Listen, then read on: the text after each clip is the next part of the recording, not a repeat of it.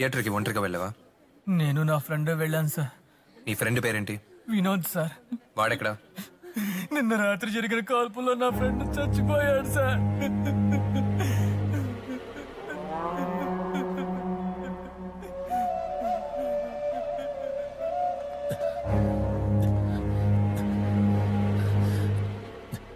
అది పూల మార్కెట్లో షాప్ ఉండడం వల్ల నైట్ 2 తర్వాత లోడ్ వస్తుంది. నిద్ర రాకుండా ఉండాలని సెకండ్ షోకి వెళ్ళొచ్చాను. షూట్ చేసిన వాడి మొహం చూసేవాడియా? సరిగ్గా చూడలేదు. సడన్ గా ఫట్ ఫట్ మని షూట్ చేయడం మొదలు పెట్టాడు. ఎదురుగా ఉన్న అందరినీ కాల్చాడు. నా వైపు షూట్ చేసినప్పుడు నేను చెయ్యిలా అడ్డం పెట్టుకున్నాను. కొంచెం మిస్ అయి ఉంటే గుండెలో తగిలుండేది. నువ్వు రెస్ట్ తీసుకోండియా. చూసుకున్నాను.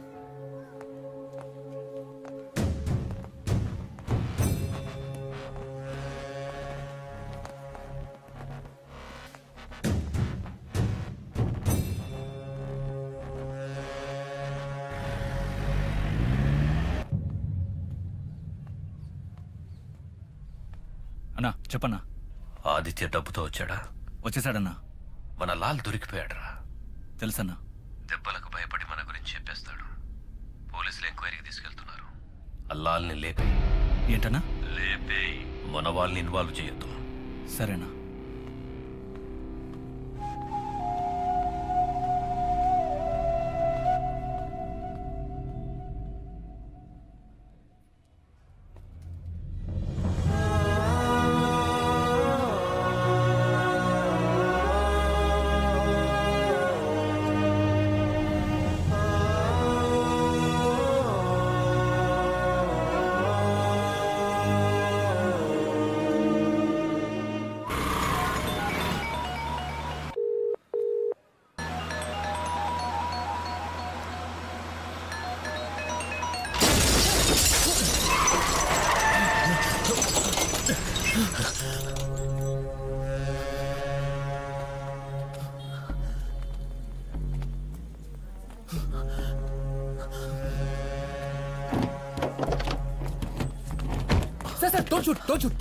సార్ మీరు అక్యూజ్ ని తీసుకున్నాను సార్. నేను చూసుకుంటాను.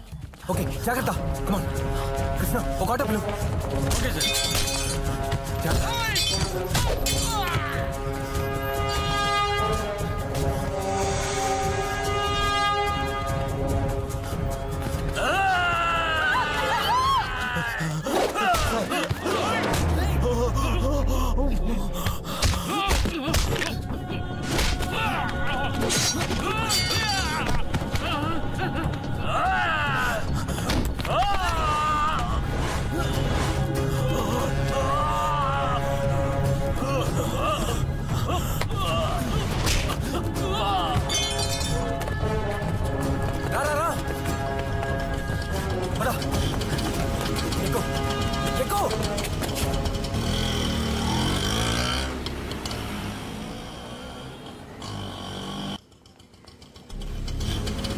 కానిస్టేబుల్స్ సార్ రండి మెల్లగా లోపలికి తీసుకెళ్ళండి. Okay sir. నేను రెస్ట్ రూమ్ వెళ్ళి వస్తాను.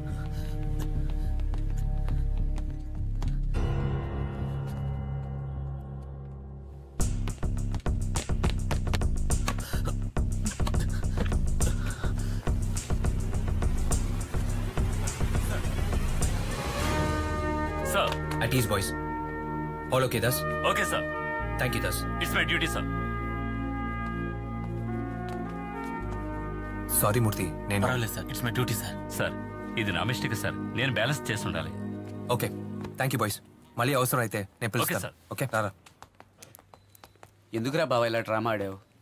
మనం ఎంక్వైరీ చేయబోయేది మామూలుని కాదు, లాయర్ని. కొట్టి నిజం రప్పించలేము.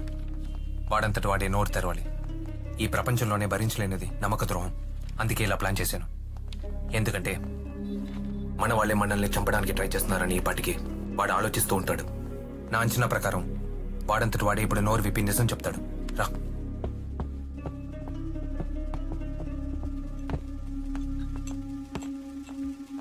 అక్కడ ఇచ్చేళ్ళు.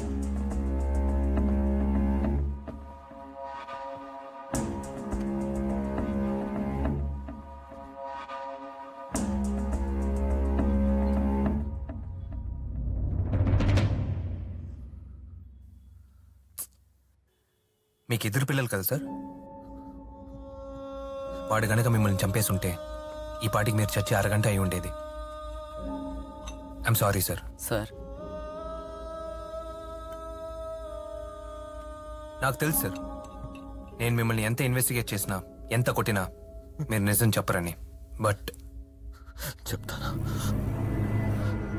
నేను చెప్తాను. ఎవరు సార్ అది? వాడు ఇంకెవరో కాదు సార్, వాడు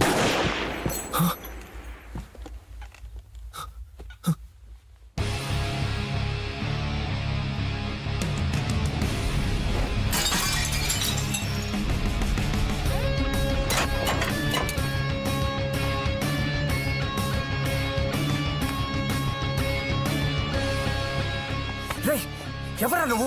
డబ్బులు ఇచ్చారు, కాల్చాను. ఏంటి? నాన్న ఎవరా పంపించారు? చిన్నవాడికి ఫోన్ చేస్తున్నాను, ఫోన్ తీయట్లేదే. ఉదయం ఒక అక్యూషన్ ని స్టేషన్ తీసుకొచ్చాం గా నాన్న. వాడు చచ్చిపోయాడు నాన్న. ఏంటి? చంపేశారు. చంపి? సూర్య ఆ కేసు పని మీదే ఉన్నాడు. వాడు ఫ్రీ అవగానే మీకు ఫోన్ చేయమని చెప్తాను. అలాగే. హలో, ఏమైందిరా? ఆ లాల్ని లేపేశారా? లేపేశారు పెద్దోడా.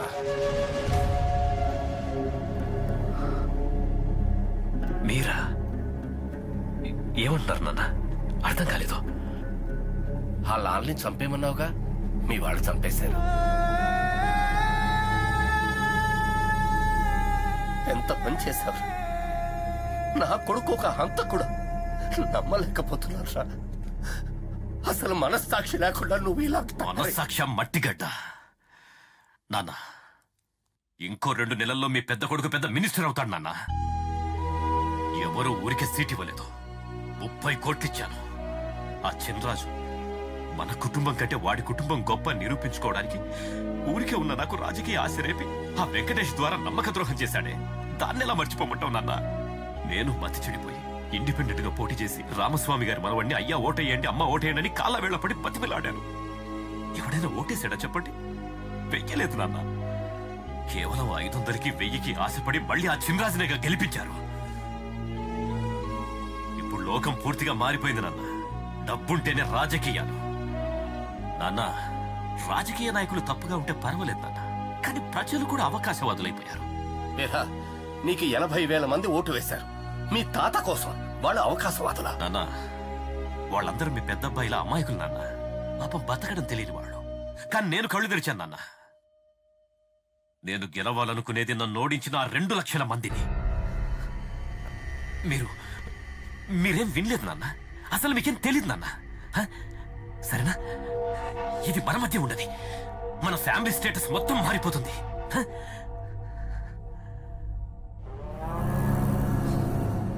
లేదు, నువ్వు తప్పు చేస్తున్నావు. నీ తమ్ముడితో చెప్పేస్తాను అన్నా బనుకో, గాలిలో కలిసిపోయేది మీ నాన్నగారి పరువే.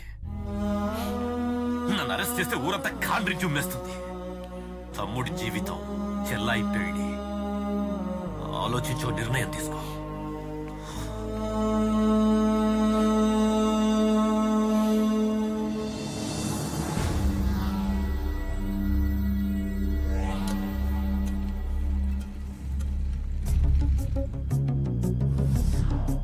వాడు ఇంకెవరో కాదు సార్,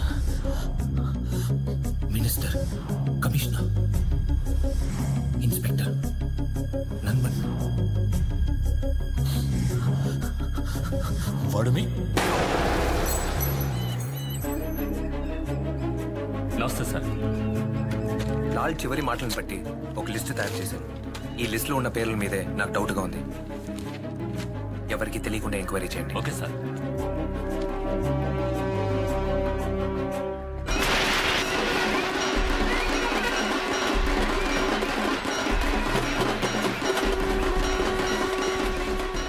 ఈ రూట్లో ఎందుకు రా వచ్చావు? ఉంటుందని ఎవరో తెలుసు.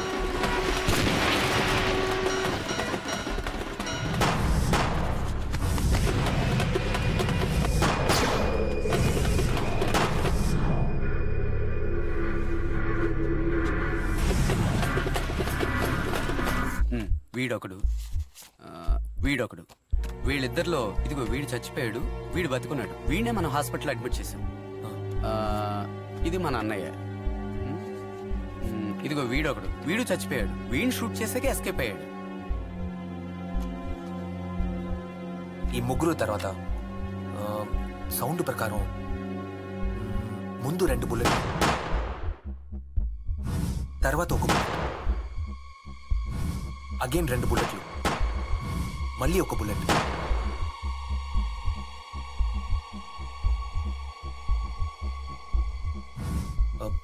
దీన్ని బట్టి చూస్తే అన్నయ్యకి 2 బుల్లెట్లు తగిలి ఉండాలి. ఏ అన్నయ్యకు బుల్లెట్ మిస్ అయ్యొచ్చుగా? లేదురా, అలా చూస్తే ఆఖరిగా చచ్చినోడి మీద 1 బుల్లెటేగా ఉండాలి, కానీ 2 బుల్లెట్లు ఉన్నాయి. ఆర్డర్ ప్రకారం వీడు ఇక్కడ ఉండాలి, అన్నయ్య ఇక్కడ ఉండాలి.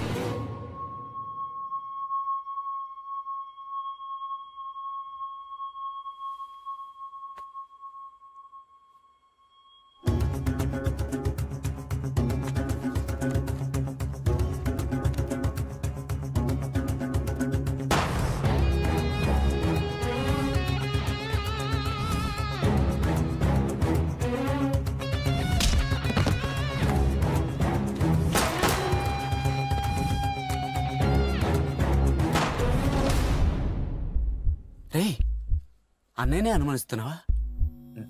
డ్రెస్సు, హైట్ అన్ని మ్యాచ్ అవుతున్నాయిరా. అన్నయ్య వీడిని చంపేసి ఆ తర్వాత ఇక్కడికి వచ్చి పడుకుని ఉండొచ్చుగా. ఇదంతా అన్నయ్య ఎందుకు చేయాలరా? ఏంటి దాస్? తప్పకుండా రావాలి. ఓ ఎస్, తప్పకుండా. పెళ్లి కేరళలోనా? 2 ఉన్నాయి. సరే సార్. ఓకే.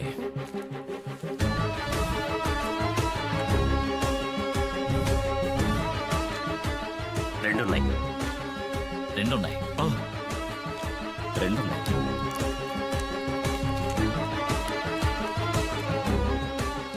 అక్యూస్డ్ వేల్ముద్ర మీరిచ్చిన లిస్టులో ఉన్న మీ అన్నయ్య వేల్ముద్రతోనే మ్యాచ్ అవుతోంది సార్. సరే సార్, థ్యాంక్ యూ దాస్.